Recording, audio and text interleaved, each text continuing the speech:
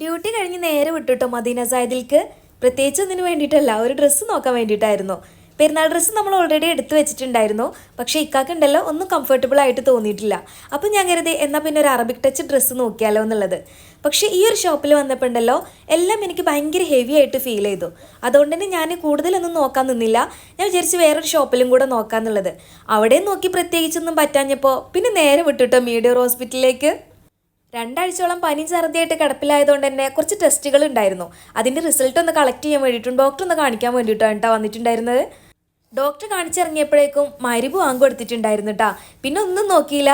മീഡിയർ ഹോസ്പിറ്റലിൻ്റെ തൊട്ടടുത്തായിട്ടുണ്ട് കിസ്മത്ത് റെസ്റ്റോറൻറ്റ്. ഞാൻ സത്യം പറഞ്ഞാൽ നോമ്പ് തുറക്കാൻ വേണ്ടിയിട്ട് കയറിയതായിരുന്നു.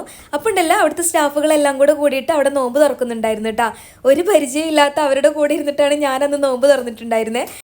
ഞാനൊരു പൊരിക്കടിയും ചായയും കുടിച്ച് നോമ്പ് തുറക്കാമെന്ന് വിചാരിച്ചിട്ടാണ് കേട്ടോ കയറിയിട്ടുണ്ടായിരുന്നേ. പക്ഷെ അവർ നിർബന്ധിച്ച് അവരുടെ കൂടെ ഇരുത്തി. അത് കഴിഞ്ഞ് പിന്നെ മരിബ് കളാവണതിന് മുമ്പ് റൂമിലെത്താൻ വേണ്ടിയിട്ടുള്ള ഒരു ഓട്ടമായിരുന്നു കേട്ടോ.